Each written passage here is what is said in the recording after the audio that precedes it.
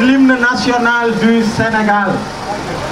1, 2, et 3. Mettez tous vos à frapper par l'avant. Le lion rouge a rugi, le docteur de la brousse. Dans blanc s'était lancé, dissipant les ténèbres, soleil sur notre espoir. Debout frères, voici l'Afrique rassemblée, fibre de mon cœur vert, épaule contre épaule, mais plus qu'un frère, le Sénégal est debout, unissons la mer et les sources, unissons la steppe et la forêt, salut Afrique, merci tonton Tambali. dañuy daal di fàttaliku ni rek kenn ci ñun wala boog ñenn ci ñun bés ni ki tey 31 janvier ñàkk nañu seeni bakkan pour xeexu askan ñenn ñi ñàkk seen bakkan pour xeexu étudiants yi nga xamante ni ci la ñu bokkoon bu leen fàtte mukk ni suñu frère suñu soppe Mamadou Diop c'était un 31 janvier qu'il a perdu la vie pour son pays.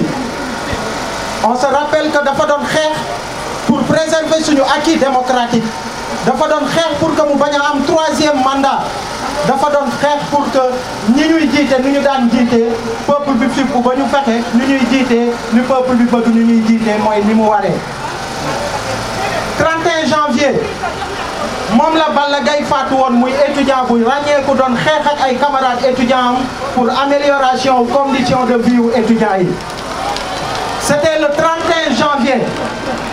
En même temps, on rend hommage à Fallou Sène et à Bassirou Faye yi nga xamante ni aussi c'est des étudiants yu doon xeex avec nos frères et sœurs étudiants qui sont là aujourd'hui avec nous massivement. ma bëggoon ñu def 1 minute de silence en leur mémoire balaa ñuy tàmbali waxtaan bi. 1 minute de silence les gars.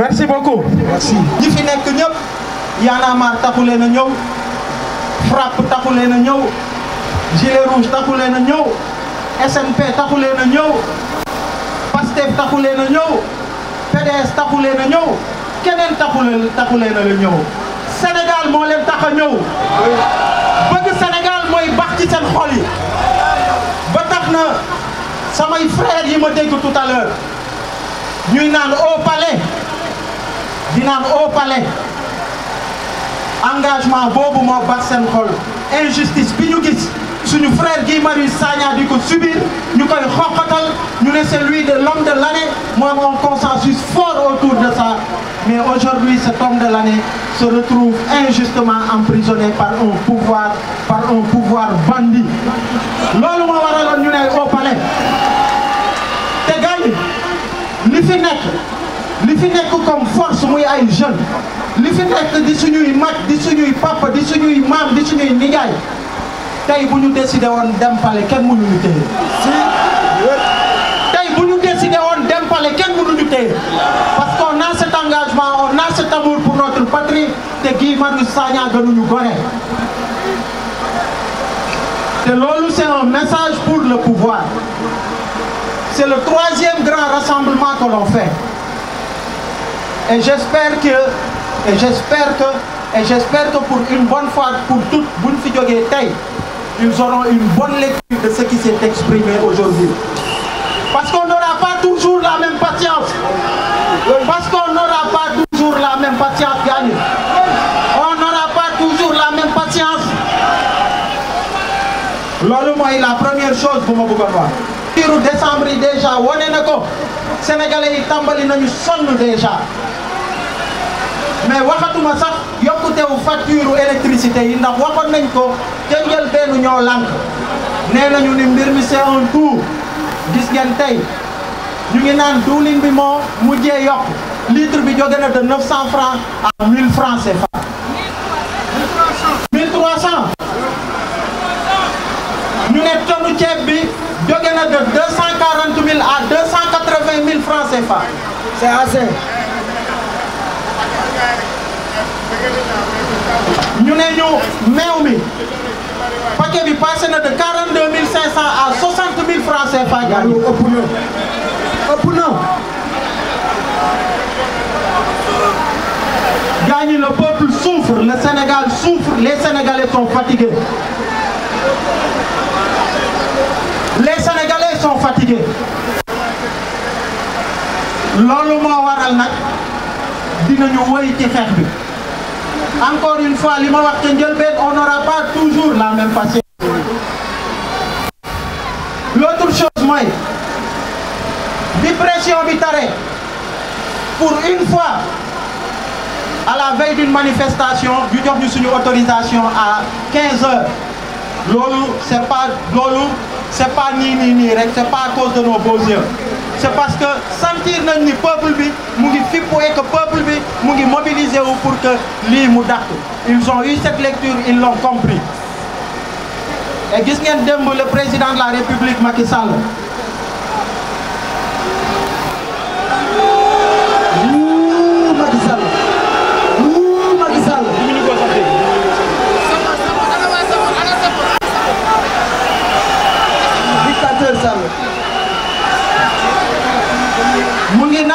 muy naan Sénégal réew démocratie la est-ce que Sénégal réew démocratie la.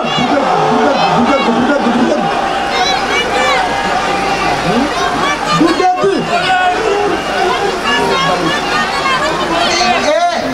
Et ci li muy wax il a parlé d'autorisation c'est-à-dire ñi bëgg marche il faut que ñu lëkkaloo ak ñi nga xamante ni ñoom ñoo yor administration bi pour que ñu leen di autoriser ay marche est-ce que ci régime autorisation la ñu nekk.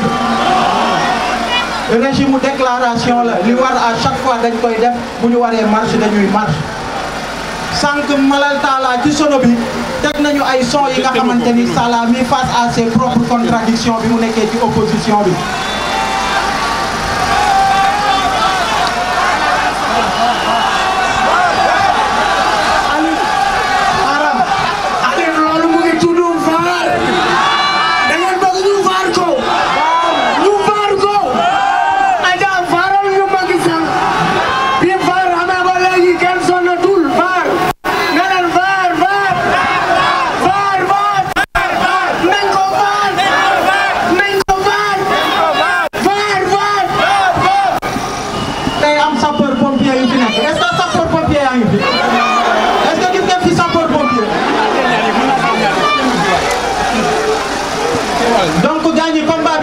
Pour terminer.